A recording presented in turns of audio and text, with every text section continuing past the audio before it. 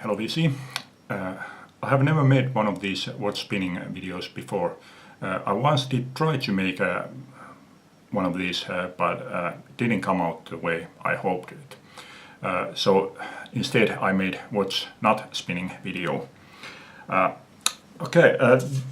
kept the record this time from the October 1st to October 31st of everything that I listened to during that time. And during that time I played 68 plays altogether. 4 of those were for EPs and 8 of those were for singles. So that leaves 56 albums that I listened to. And those 56 plays got divided for 48 different albums. 38 of those were for foreign bands and 10 of those were for Finnish bands and albums.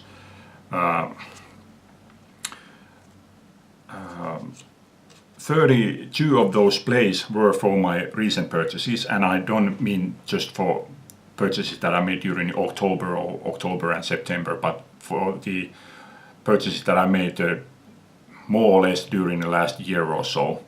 And 24 of those plays were for older records, some of them a couple of years old, few years old, or decades old. Also the plays got divided the way that I expected them to.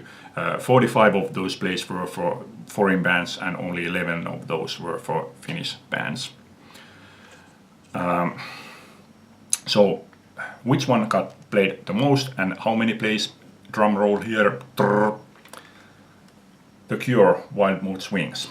This one got played 3 times, except that is a bit of a cheating because I bought this one during the late September, so the first of those plays I played this during the late September, so only 2 of those plays were for during the October, but 3 times within a month, but only 2 of those plays were during the October. There were 7 other albums, all of which were my recent purchases, that also got played twice.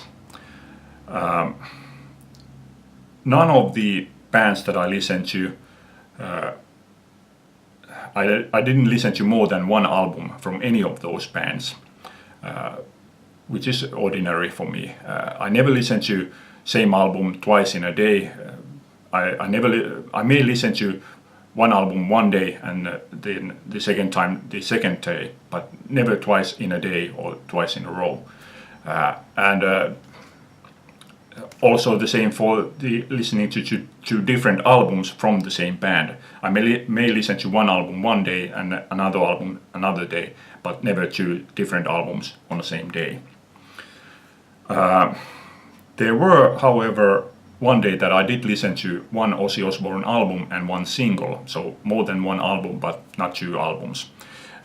Unless if you count this one. This is Albert Lee, his 2 solo albums, Hiding and self-titled Albert Lee. Obviously there are 2 different albums, so in that way I did listen to 2 different albums, but for the sake of this one I counted them as having just listened to 1 record because it's 2 different albums on 1 CD and I just listened to 1 CD. I went to see him live last night, so a couple of days earlier I listened to this one.